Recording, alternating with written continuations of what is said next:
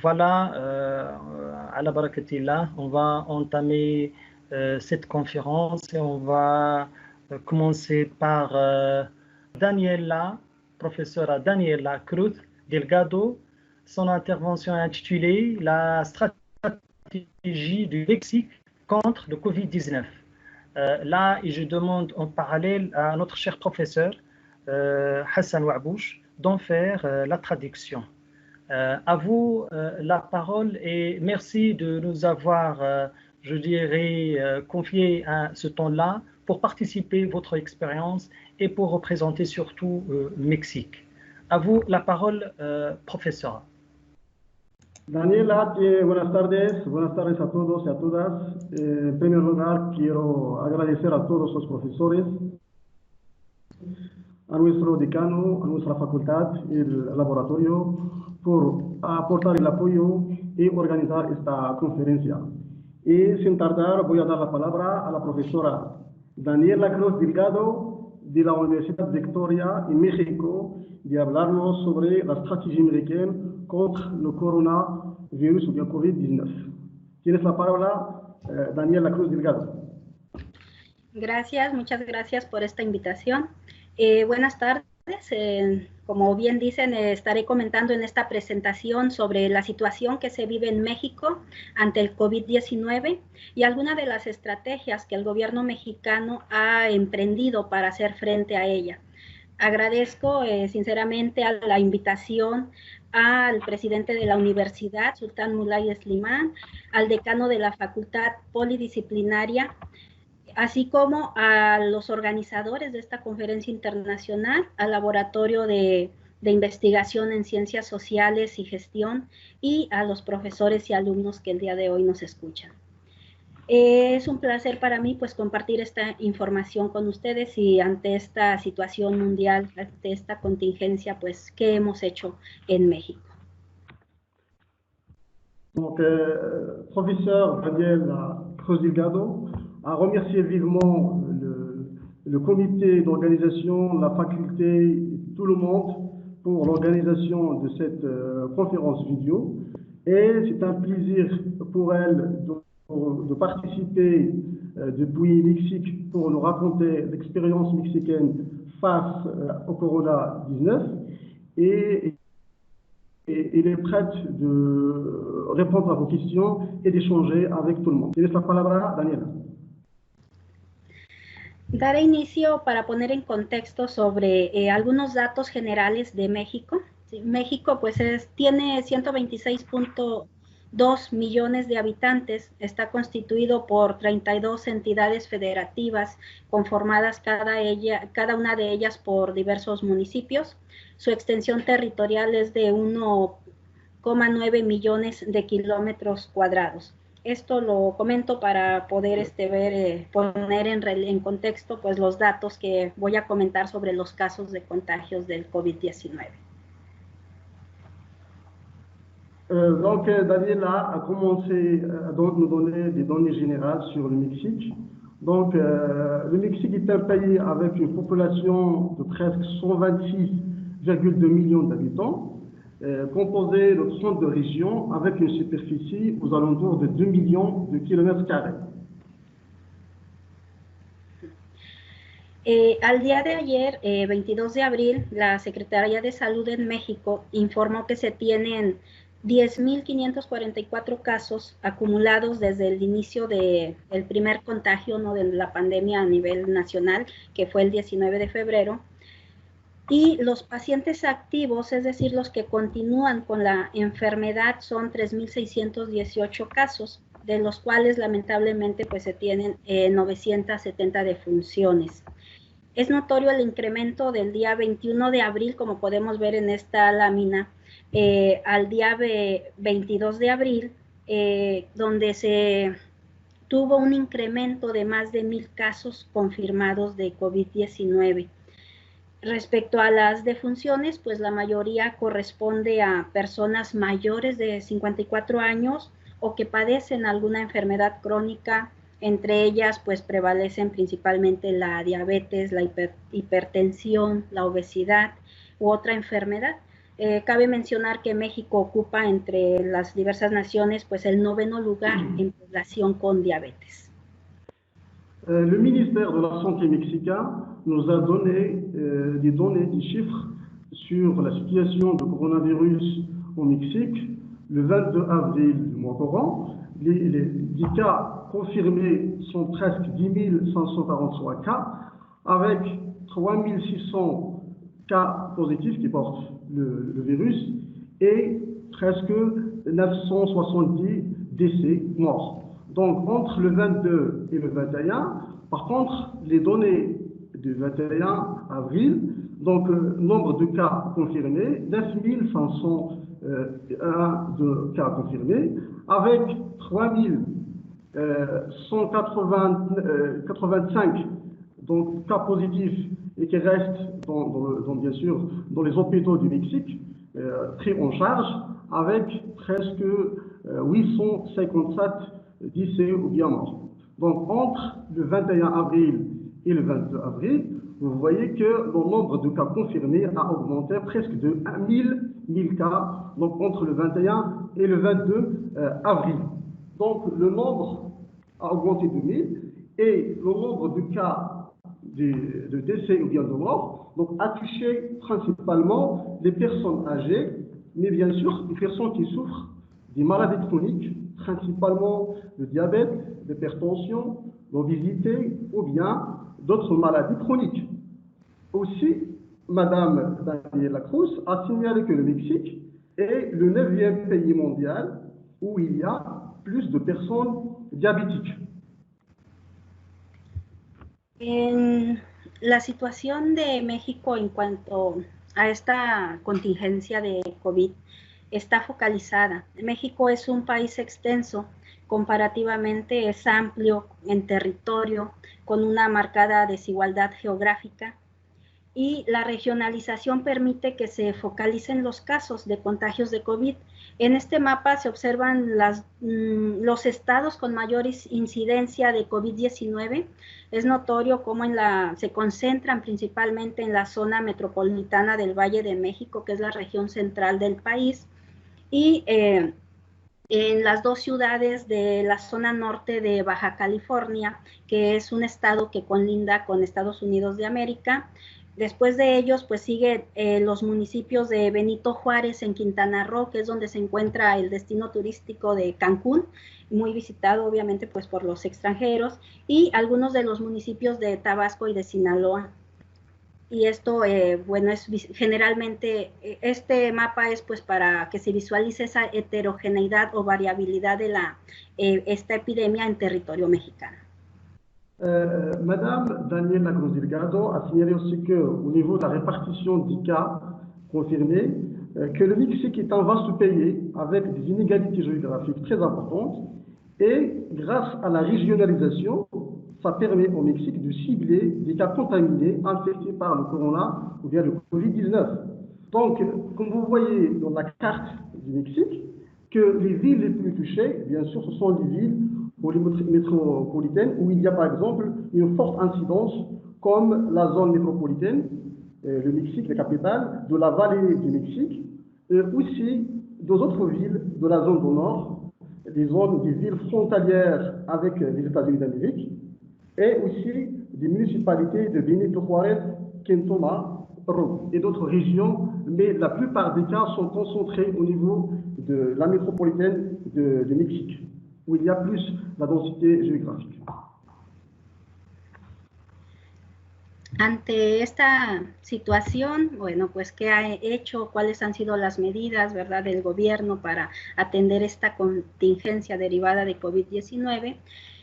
Pues se ha emprendido una serie de estrategias que han consistido, entre otras, en una campaña de información a través de diversos medios de comunicación. Se anunció el confinamiento o aislamiento de la población, se ha insistido en la estrategia de la sana distancia, se implementaron algunas medidas para contribuir al ingreso de las empresas, especialmente de aquellas empresas de menor tamaño, y también para contribuir al ingreso de las familias. De esta misma forma, pues se realizó la compra de insumos médicos, especialmente a China, y se capacitó y se está en proceso de contratación de personal médico para la atención de los casos de COVID-19 en el país. En las siguientes láminas, pues explico algunas de estas estrategias.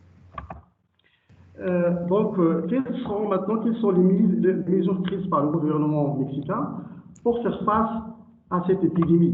Donc, Madame a résumé les mesures prises par le gouvernement comme suit. Donc, premièrement, le gouvernement a mené une stratégie de communication et d'information à travers les différents médias, des canaux de communication, pour sensibiliser la population sur le sérieux et sur le problème que mixte de ce virus-là. Et aussi, elle a procédé, elle a annoncé la décision de confinement, d'isolement, de l'enfermement de toute la population. D'autres mesures à l'ordre à caractère économique et financière, à savoir par exemple les aides, surtout les petites et moyennes entreprises touchées par cette crise. Donc le gouvernement a pris des décisions d'aide financière à toutes les entreprises, très petites et moyennes entreprises, dont la taille 1 jusqu'à 5 salariés. Donc à part ça, des aides aussi sont versées ou bien données à la population, surtout les familles qui sont pauvres, qui n'arrivent pas à assurer la nourriture quotidienne. Et aussi le gouvernement a pris la décision d'acheter auprès de la Chine des fournitures médicales dont elle a besoin pour faire face à cette épidémie, et aussi la formation et le recrutement du personnel médical pour s'occuper de nouveaux cas de Covid-19, sachant que le Mexique attend le début du mois prochain atteindre le pic du nombre de cas de coronavirus. En esta campaña de información dispuso de un sitio virtual del cual se incluye en esta presentación pues la liga de acceso, el link de acceso denominado coronavirus.gov.mx, en él se concentra una serie de información sobre el coronavirus, qué es el coronavirus, el cómo se contagia, qué medidas de prevención y cuáles son los síntomas de esta enfermedad, y todo esto se pone a disposición de la población a través de internet, pero como no toda la población en el país, por ser una población muy heterogénea, tiene acceso a internet, pues también se definieron algunos anuncios en radio, en televisión, en periódicos, entre otros medios, para mantener informado a las personas, ¿no? Los anuncios pues abordan temas como de cómo prevenir el contagio, la necesidad del lavado frecuente de manos, etcétera, entre otras medidas. Y también se designó dentro de lo que es la Secretaría de Salud en el país a un especialista, ¿no?, en la materia, que es un epidemiólogo, y quien realiza desde que vivimos esta contingencia pues una conferencia diaria a las 19 horas para informar a la población sobre la situación, valga la redundancia, diaria del COVID-19 en México. Por otra parte, pues también se han diseñado algunas aplicaciones móviles o digitales para acceso a la información de la población sobre esta situación. Recientemente, el día 21 de abril, el gobierno informó sobre la aplicación Chatbot, que es una aplicación a través de la cual pues las personas pueden contactar con especialistas en el tema, y a través de WhatsApp pues poder acceder a información o recibir asesoría en caso de presentar los síntomas, y se les puede asesorar sobre el qué hacer. Y cabe mencionar que pues es algo gratuito, ¿no? Es sin costo para la población. Concernant la première mesure prise par le gouvernement mexicain, à savoir mener une campagne d'information et de communication quand on utilise les différents moyens de communication. Donc, un site web a été mis à la disposition de toute la population. Diverses annonces, bien sûr, annonces et campagnes publicitaires à travers tous les moyens de communication, à savoir la radio, la télé, les journaux, etc. Donc l'objectif était de toucher toute la population mexicaine, même celle qui ne dispose pas de réseau Wi-Fi et qui n'accède pas à Internet. Donc aussi des conférences chaque jour de responsables du ministère de la Santé pour informer, donner et sensibiliser la population mexicaine.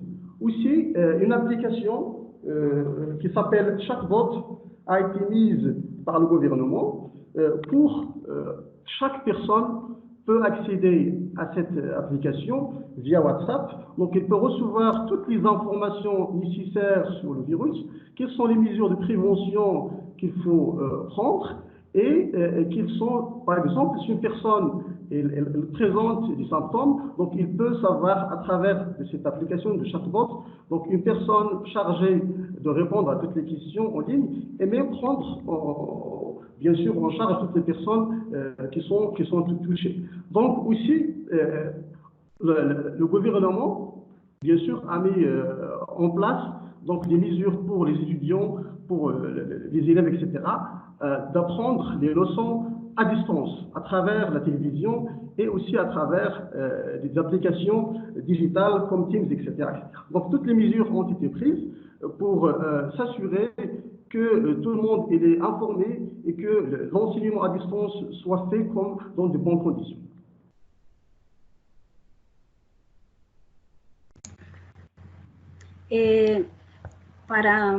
Para México, pues un sector muy importante es el sector educativo y por el ámbito en el que se enmarca esta conferencia internacional también, ¿no? Por eso quiero destacar esta parte de la educación en México y cómo se ha visto afectada. En México, pues hay cerca de 25 millones de alumnos en todos los niveles educativos y que se han visto afectados por la suspensión de las clases presenciales, que es como en mayor medida se llevan a cabo las actividades académicas. Especialmente para estudiantes de educación básica, se han diseñado estrategias como la de Aprende en Casa, que consiste en la transmisión de algunos contenidos temáticos a través de televisión abierta, televisión de paga o en algunos sitios oficiales a través de Internet. Sin embargo, pues también cabe mencionar que no todos los alumnos no tienen acceso a estos medios de comunicación o de información, ¿no? Hay la televisión abierta, por ejemplo, pues abarca solamente cierta parte del territorio nacional. La televisión de paga, pues solo cierto segmento de la población puede acceder a ella, así como al Internet. Hay un gran porcentaje de la población que no puede acceder a Internet y que pues están buscando otras estrategias, incluso aquellas donde pues el maestro va directamente a la casa de los alumnos a entregar algún material para que los alumnos continúen estudiando los contenidos temáticos. Ha sido un poco difícil, pero bueno, vamos avanzando en esa parte de continuar las clases a distancia con los estudiantes en todos los niveles educativos. Donde vemos que se está dificultando más es en la educación básica. Afortunadamente, bueno, particularmente yo que estoy en el nivel educativo superior o en la universidad, pues se tiene menos problemas. Sin embargo, sí se complica el poder acceder o llegar a todos los alumnos. Le secteur de l'enseignement et de l'éducation est un secteur clé et très important pour le Mexique. Donc le Mexique dispose de presque 25 millions d'étudiants.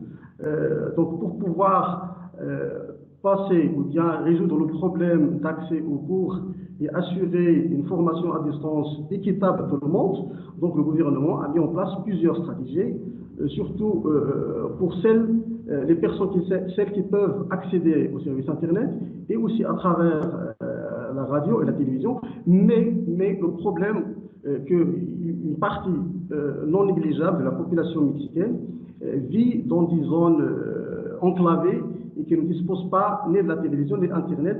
Donc, dans ce cas-là, des professeurs prennent l'initiative d'aller chercher chaque étudiant dans sa maison et donner des cours en présentiel. Donc, c'est une initiative. Donc, c'est juste pour donner l'occasion et la chance à tout le monde d'apprendre en ces périodes de crise. Entre las medidas o estrategias, el confinamiento de la población pues ha sido una de las de mayores efectos, ¿no? Desde el económico, el social, incluso el psicológico. Fue una medida que tomó por sorpresa a muchos. Hubo quienes dijeron se adelantó el gobierno al declarar la etapa de confinamiento o el pedir el confinamiento de la población. Este primer anuncio o pronunciamiento acerca del confinamiento pues se dio el día 16 de marzo en México, donde el gobierno pues anuncia que a partir del 17 de marzo al 17 de abril el sistema educativo debía suspender las actividades. Se preveía el regreso el día 20 de abril, sin embargo, pues dada la situación, pues no se pudo llevar a cabo, y se da un segundo pronunciamiento donde se define que se continúa hasta el 30 de mayo sin actividades académicas presenciales, ¿no? Todas las estrategias educativas debían implementarse a distancia, y para aquellas empresas, eso por el lado educativo. Por el lado del sector privado o empresarial, pues también se define que en aquellos municipios del país que tengan casos de coronavirus, pues deberían de cerrar. También se previó que para las empresas que no tengan, que estén ubicadas en municipios sin casos de coronavirus, pues permanecerían cerradas solo hasta el 17 de mayo. La première étape du confinement a commencé au Mexique, selon le gouvernement, le 17 mars jusqu'au 17 avril. Donc, durant cette période, un mois, donc tous les cours en présentiel ont été suspendus, et par contre, les cours à distance ont été maintenus, dont l'objectif de reprendre les cours en présentiel le 20 avril, mais vu la réalité des cas, etc., et le danger et le risque, donc le gouvernement a pris la décision de prolonger le confinement jusqu'au 30 mai. Donc, ce prolongement concerne à la fois l'éducation, donc le ministère de l'Éducation, et aussi toutes les entreprises dans des municipalités, des régions qui présentent un risque de contamination et qui doivent aussi répondre au confinement et fermer leurs portes, parce que dans 6 municipalités de ces régions, il a été constaté, ou bien le gouvernement a vu que le nombre de cas confirmés il est en pleine croissance. Il y a un risque énorme, donc toutes les entreprises doivent fermer leurs portes jusqu'à nouvel ordre. En el caso de, para mitigar los efectos del cierre de las empresas, el gobierno anunció el otorgamiento de 2 millones de créditos de alrededor de 25,000 pesos, que equivale a aproximadamente 940 euros, para aquellas empresas de 1 a 5 trabajadores. Se les daría un periodo de gracia de 3 meses, y sería hasta a partir de los 3 meses siguientes que ellos empezarían a pagar el interés mínimo de 6.5%, que sería el mismo que tiene definido el Banco de México, el Banco Central. Por el lado de las familias, pues las empresas formales se regulan con lo establecido en la Ley Federal del Trabajo, que indica que, entre otras, las acciones a tomar ante una contingencia sanitaria para aquellas que ameriten el cierre de la empresa, pues los empleados deben de percibir por lo menos la mitad de su sueldo. Maintenant, concernant la deuxième stratégie adoptée par le gouvernement mexicain, elle concerne le secteur des entreprises qui souffrent des conséquences du coronavirus. Donc, le gouvernement a décidé de donner presque 2 millions de prêts aux entreprises. Donc, chaque entreprise l'entreprise peut bénéficier presque de 25 000 pesos, équivalent à presque 940 euros. Et pour de très petites et petites entreprises qui comptent 1 jusqu'à 5 ouvriers. Donc aussi, toutes les entreprises qui sont touchées par cette crise doivent bénéficier gratuitement donc les 3 premiers mois. Donc elles ne vont pas payer des intérêts ni rien, mais bien sûr après, à partir du 4e mois, donc le patron de l'entreprise commence à payer des intérêts à la banque. Aussi le taux adopté pour encourager et faciliter aux entreprises qui sont touchées de reprendre leur activité, c'est un taux de la Banque centrale, c'est Banco de Mexico. Donc le Banco de Mexico, c'est comme Banque al-Maghreb au Maroc, donc un taux de 6,5%. Maintenant, concernant les familles, les ouvriers qui travaillent dans ces entreprises-là, aussi le gouvernement, et surtout a adopté une loi fédérale du travail. Donc, il a pris une décision que pour chaque entreprise qui ferme sa porte pour ce virus-là, donc tous les ouvriers vont recevoir la moitié de leur salaire. Donc 50% de leur salaire. Donc, ils vont perdre 50%, mais ils vont bénéficier de 50% pour maintenir à respecter le confinement et à limiter les conséquences de ce virus.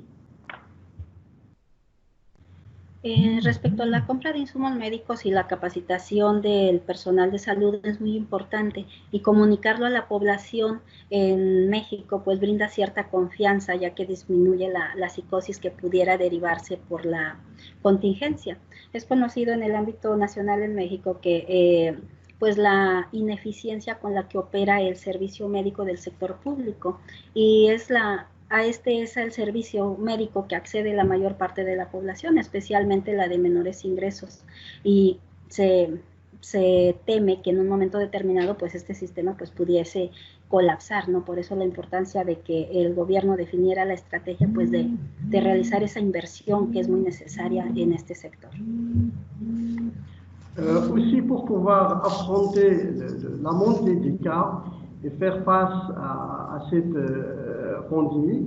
Donc le gouvernement a décidé d'acheter auprès de la Chine presque 5272 ventilateurs, des masques, des gants, etc., etc. Tout le matériel nécessaire pour pouvoir faire face à ce coronavirus. Aussi, une mesure très importante, une décision très importante qui va compléter l'opération d'achat, c'est la formation et le recrutement du personnel qui va travailler dans le secteur de la santé et qui va faire face, parce que le système sanitaire du Mexique aussi, il est fragile, donc il faut alimenter le staff et former des gens pour faire face au nombre croissant du cas de coronavirus. En relación a los efectos socioeconómicos, pues estos han sido diversos, desde el cierre de empresas con la consecuente reducción de salarios para quienes trabajan en ellas de manera formal, pues se tiene definido qué establece el marco legal.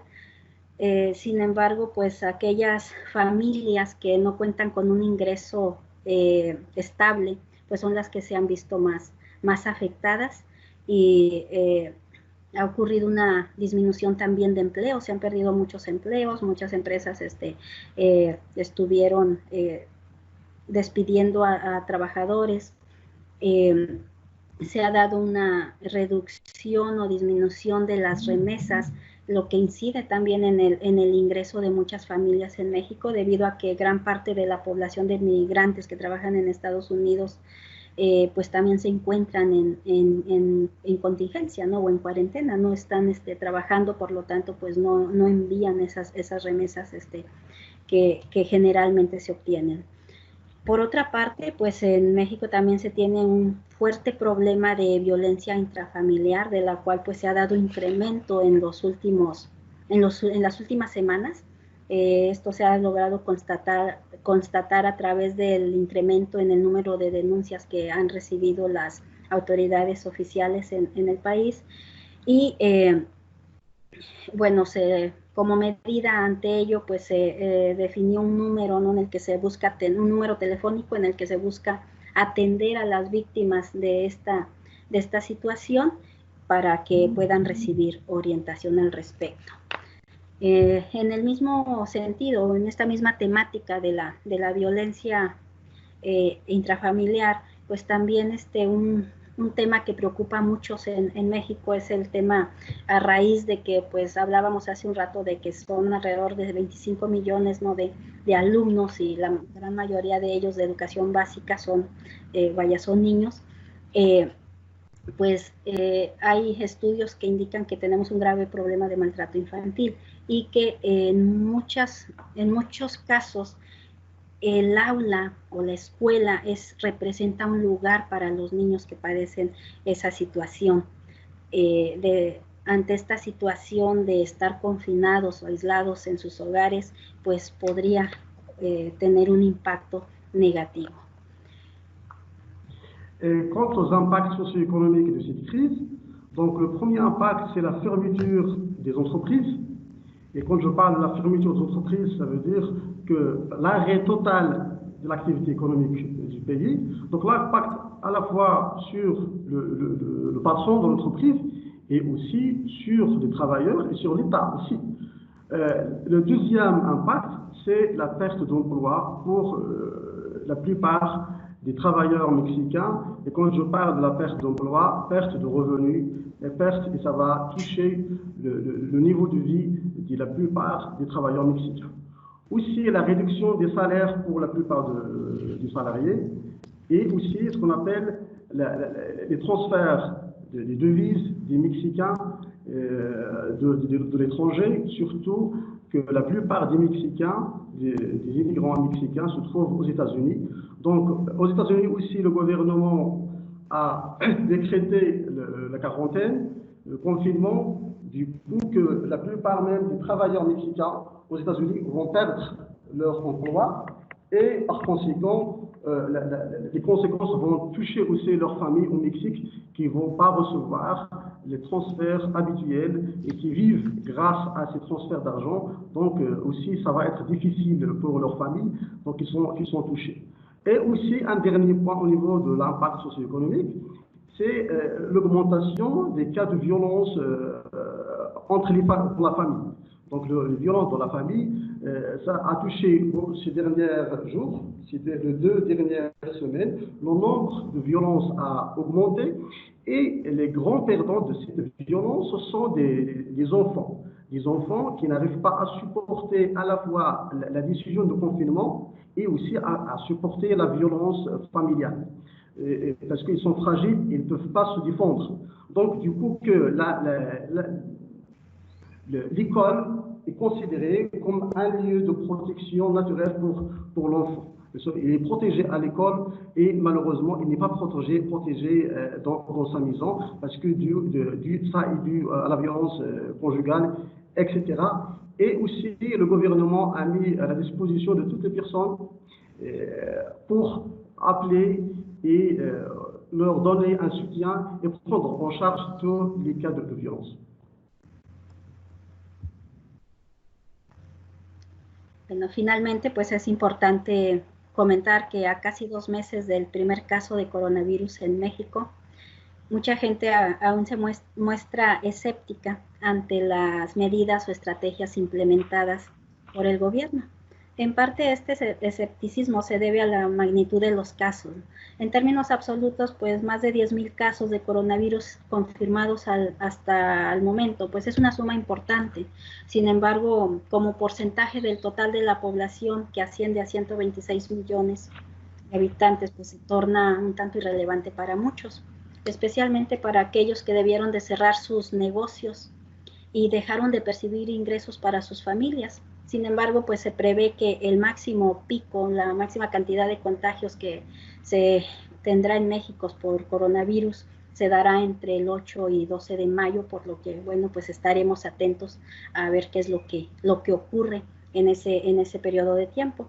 También hay que mencionar que gran parte de la situación que se está viviendo está focalizada, ¿no? Lo reitero, en gran parte debido a las actividades propias de cada una de las regiones del país, así como a la desigualdad en la distribución de la riqueza, ¿no? El Banco Mundial ha estimado que el coeficiente de Gini para México es de 0.48 y la OCDE menciona que el 43% de la riqueza nacional en México se concentra en el 1% de la población.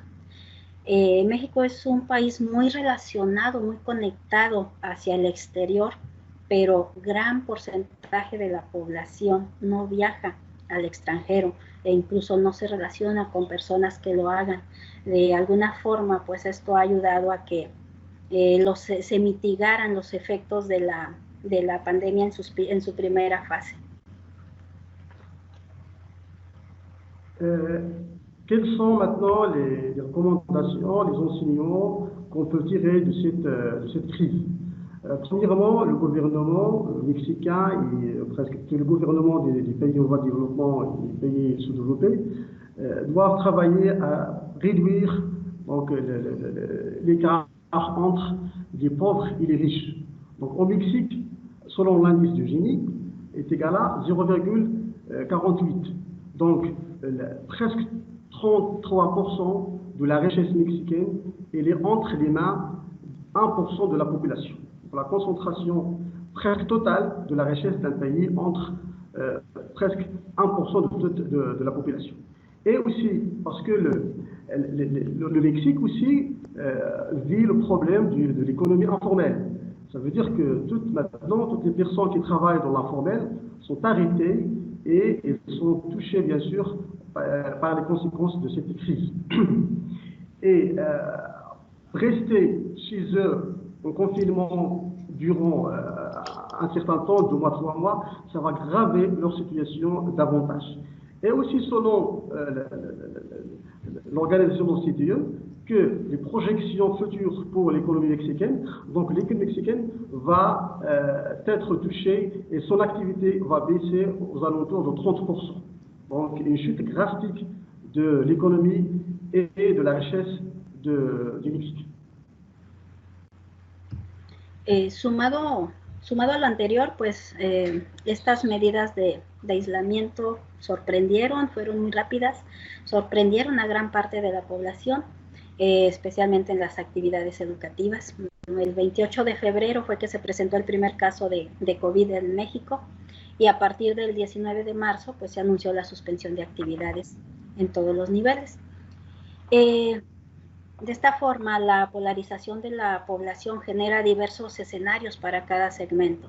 En el ámbito laboral, quienes tienen empleos estables o formales, pues tienen menos efectos negativos, mientras que quienes se encuentran en la economía informal, que es una gran cantidad de familias, pues sus ingresos se ven mermados, se disminuyen drásticamente ante este confinamiento.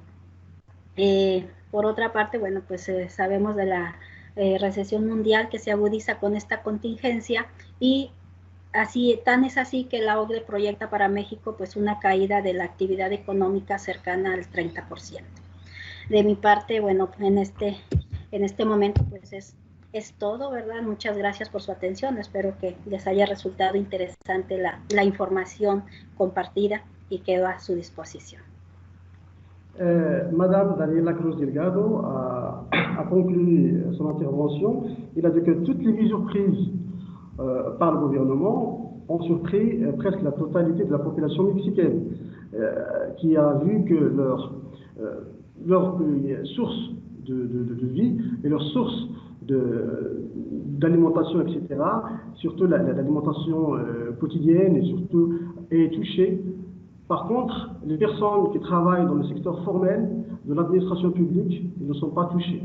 Et puisque la plupart des Mexicains vivent dans l'informel, donc la plupart sont touchés et sont obligés de respecter le confinement, malgré qu'il est dur et touche le quotidien de leur famille et de leurs proches. Donc, je